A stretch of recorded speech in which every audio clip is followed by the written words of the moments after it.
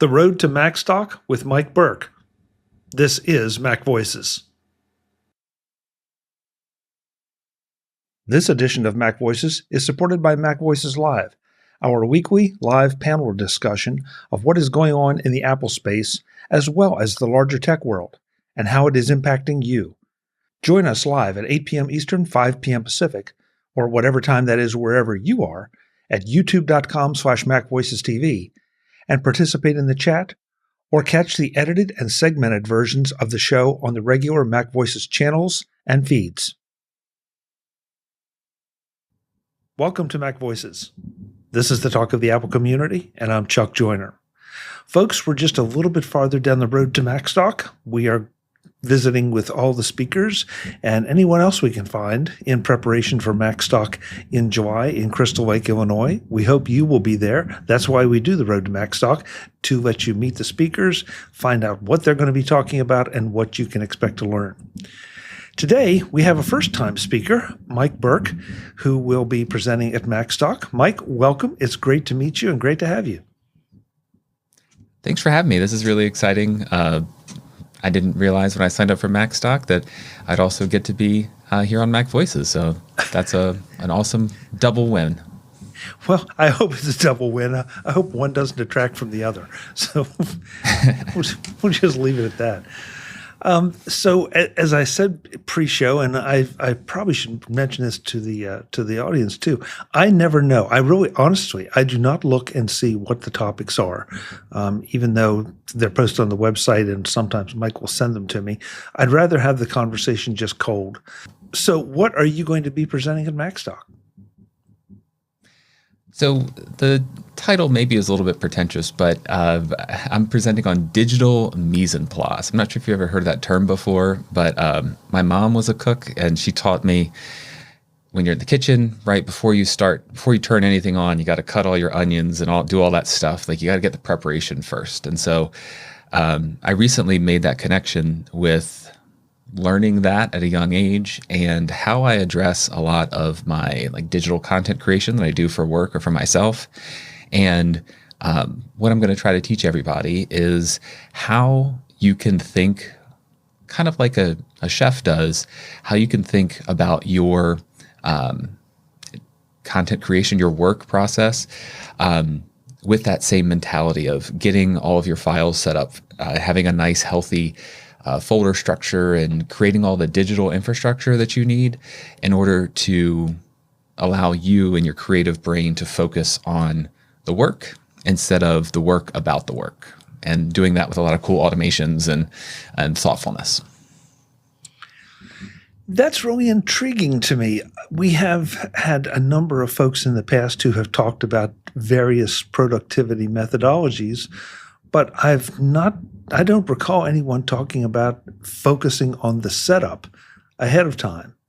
And I'm first of all, I love the idea. I'm not sure I always accomplish it, but so maybe I can learn from it. Sure. Yeah, this is really interesting. Do you find that do you intend to apply this to GTD or any other particular methodologies, or is this all sort of standalone preparation, and I'm borrowing from your metaphor with the cooking, before you even start the cooking process? Yeah, so this is really, the thought process I have behind it is really inspired probably more by the Checklist Manifesto by Atul Gawande. I'm not sure if you're familiar with that book. Came out 2010, 2012 or so. And that book really meant a lot to me. It just came at the right time. But I was a teacher, a classroom teacher, and I was just kind of struggling a little bit with taking care of all of the responsibilities that teachers have. And this book really helped me start thinking about creating systems. And that's what I'm really talking about here. As much as it might fit into a productivity system, when I get assigned a task at work, I'm a technical trainer by day. So when I get assigned a training program or a video I need to create at work, that goes into my GTD system. But part of that process is to click a button to kick off a Keyboard Maestro macro that makes all the folders that I need to make and makes all the markdown documents, all my planning documents, and kind of sets all that stuff up so that I don't forget about any of it. And that's the big thing I learned from the Checklist Manifesto was no matter how capable and smart you are, no matter how many times you've done something, even the best surgeons in the world, the world's top performers, they're going to forget something one day. And that thing that they're going to forget is going to cause a problem. But if they have a system that does that ahead of time, then you don't get out of the flow. You don't break your thought process and you don't struggle and have to restart your work. But if you set up all your folders and set up all your files and get everything all squared away at the beginning, I find it really helpful that when it does come up in my GTD system, everything is ready and I can just get started working instead of starting to work on the work, if that makes sense. It makes perfect sense. I know I'm guilty of it, and I bet you 99% of the audience is guilty of being handed a project, and we just dive right in.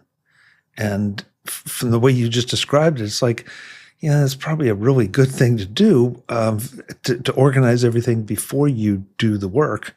But I imagine it takes a fair amount of discipline to practice what you're preaching. It certainly is a learning curve, right? And you have to take some time to do it. And that's one of the things that I'm hoping to be able to present is I'm hoping to save everybody the time and effort it took for me to start thinking this way and maybe give people a shortcut. But the idea is, for me, was that also because of the nature of the work that I do during the day, I would inherit a lot of projects from somebody who long ago stopped working there, and it's now time to update something that somebody I've never even met created. And I'm digging through the folders that they have, and I feel like some kind of digital archaeologist trying to piece together and understand the brain that created all this stuff. And it's just really tough. And so I started thinking from that perspective as well of saying, well, if somebody else is going to inherit my project, it's not just me who's going to benefit from this. If I have like this consistent way of doing things, then I'm making it easier on some other poor soul in the future who gets my work and has to pick it up and keep going. And it's an iterative process. It's something, the last thing on my project checklist is always update my project checklist for next time, update my automations to make sure that they're working, with and enhance with anything else that I've learned. So it doesn't have to be, and it wasn't right the first time I did it. It's something that just is a habit that I do at the end of every project, is update everything so that next time it's a little bit better. So I have the impression from the way you're talking that we're talking principally about computer files on your Mac or I'm sorry, or yes. iPad or what. Well, no, but does the same kind of thinking apply to the physical world at all? Certainly could be. That's not the nature of my work or what I do. Everything I do is, I'm a remote worker, and everything I create is zeros and ones.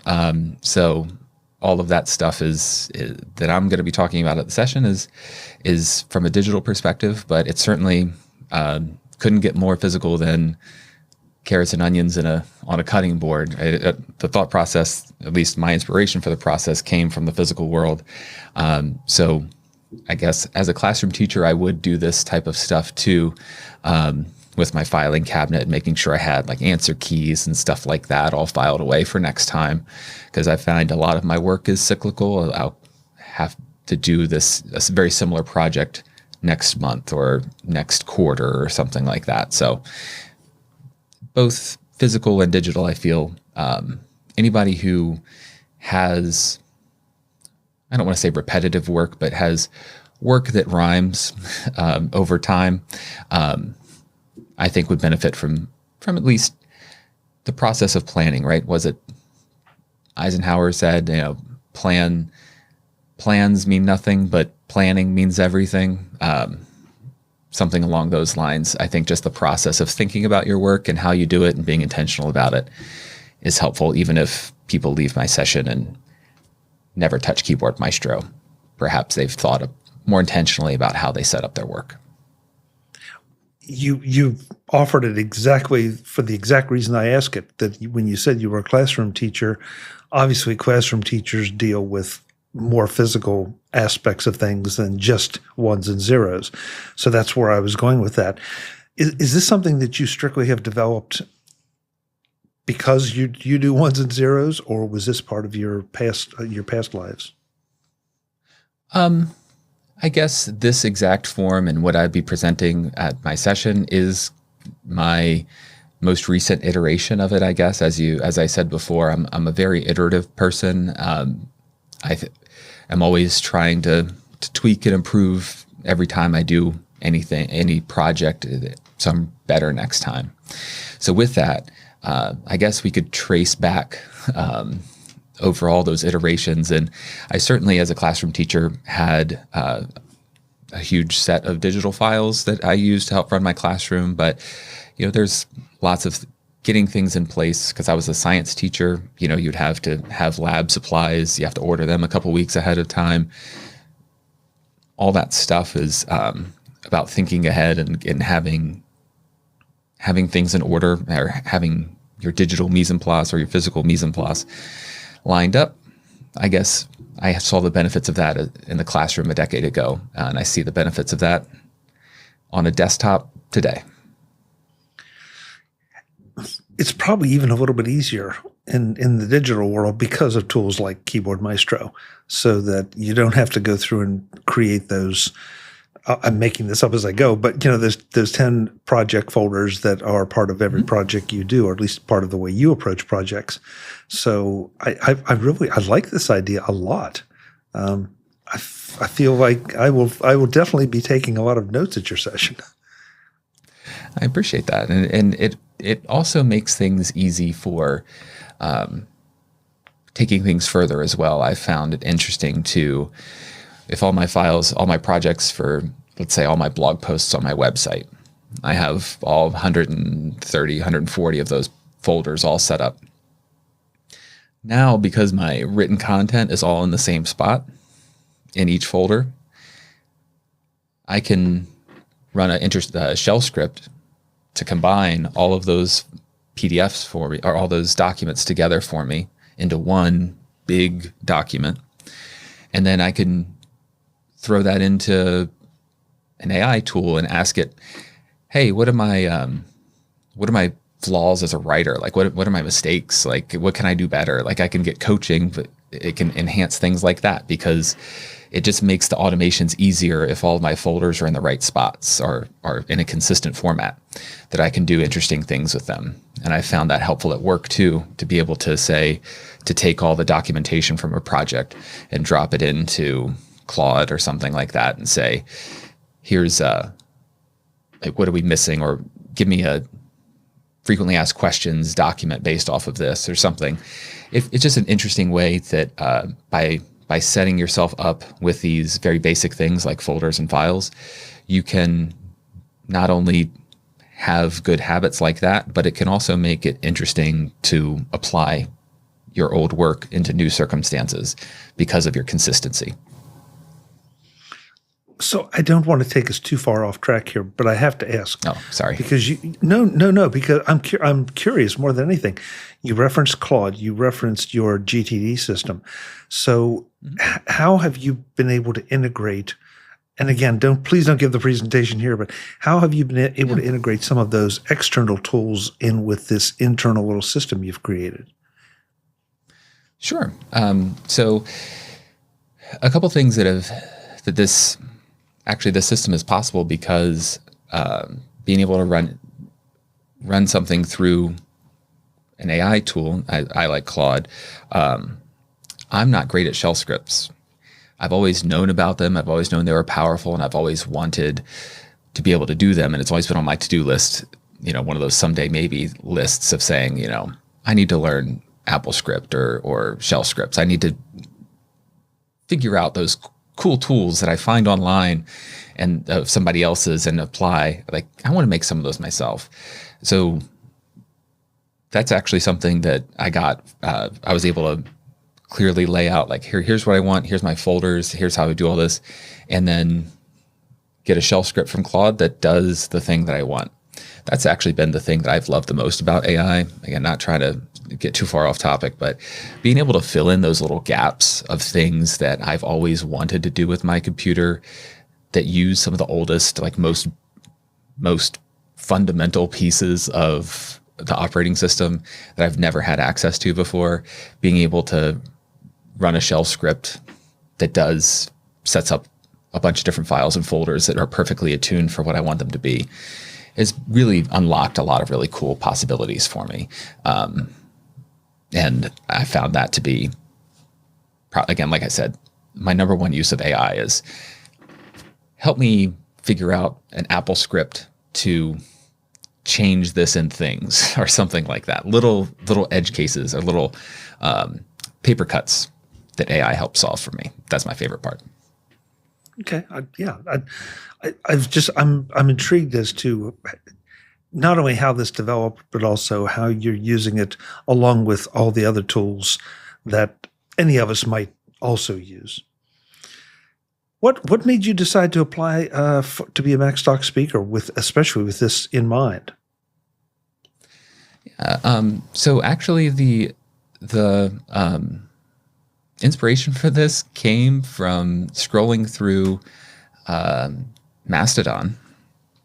I follow Brett Terpstra on Mastodon, and I saw him say something about this conference, and it's been on my list for a while. I haven't done an in-person conference in a while. As a teacher, I did a bunch, and I really enjoyed it, but my current work doesn't really have a lot of in-person conference opportunities available. So I saw it, and I said, that's interesting. I've heard of Macstock before, and I clicked on it, and I looked around a little bit, and I was like, yeah, this sounds, I think maybe I heard on Mac Power Users or something like that in the past. I was like, oh yeah. And then I saw the session was about share. I thought that was the theme of the conference. And I was like, share is kind of, that's what I do at work. That's what I do at home. Like I'm creating educational content for people. I probably have something to say about sharing and how my Mac helps me do that. And then I came up with this topic idea based on a couple of recent blog posts that I put together. And I figured, well, let me just put a workshop let me tie these 2 YouTube videos and 2 blog posts together and say, I can make that into an in-person experience. It'd be pretty cool. I think that'd be pretty valuable for people. Now we're here. That's great. So you're a first-time attendee as well as a first-time speaker. I am. That's great. Well, I at this point in the interview, I usually wax enthusiastic about Macstock, and the speaker agrees with me. You don't have that experience, so you're going to be getting it all for the first time, and I promise you that you're going to have a good time. I can't imagine how anybody comes to Macstock and doesn't have a good time because you're among your people. Glad to hear it. Looking forward to it. Absolutely. So Mike Potter has been kind enough to give all the speakers and me as well a coupon code to save $50 off attending Macstock. And I want to make sure we let the folks know what your code is so they can use it and hopefully come and see you present what we've been talking about. Your speaker code is? Yeah, it's Mike Burke 50. So that's Mike, M-I-K-E, Burke, B-U-R-K-E, 50. So I hope to see everybody there. It'd be really exciting. Like I said, I'm a classroom teacher. I love the idea of getting in front of people and telling them about something I'm passionate about. And I haven't had an opportunity to do that in person in quite some time, so I'm excited to be there. Yeah, well, I'm excited. I'm excited to hear the presentation. I love the things that people come up with, and I usually spend a lot of the weekend taking notes because there's just so much to learn. And I think you're going to be one of those that fills up a few pages or a few screens, depending on how I decide to do it. Before I let you go, Mike, I also want to find out if you have any social media presences, or I think you mentioned a blog, anything you'd like to promote, or that ways people can connect with you even before Macstock. Yeah, absolutely. So my website's probably the easiest way and best way to do that. That's themikeburke.com. I have a YouTube channel as well, which is Mike Burke Tech. Those are the 2 places that I'm spend the most time and effort on. I am on Mastodon, but mostly as a reader. Every once in a while, I get an inspiration to share something. But if you go to the website, you'll find the best way to find me and find all the stuff that I'm doing. Perfect. I look forward to meeting you for the first time at Macstock. Thanks so much for being here. Thanks for having me, and I look forward to seeing you at the conference as well. Folks, we're looking forward to seeing you in Crystal Lake, Illinois in July for Macstock. We're going to have a ball. We really want you there. So Mike's code is Mike Burke 50. Mine is MacVoices 50. I don't care whose you use. Use ours. Use any of the other speakers we've talked to, but just get to Macstock. It's going to be a blast.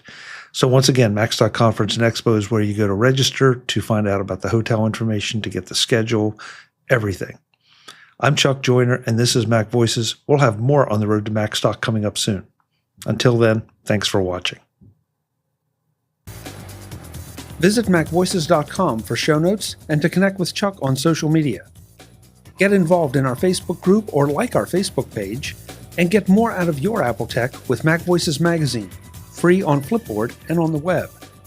And if you find value in it all, consider supporting us through either our Patreon campaign at patreon.com/MacVoices or by making a one-time donation via the PayPal link on our front page and in the show notes of each episode. You will join these fine people who help bring you MacVoices.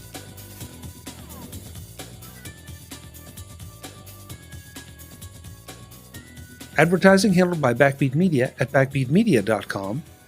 Bandwidth provided by CashFly at cashfly.com.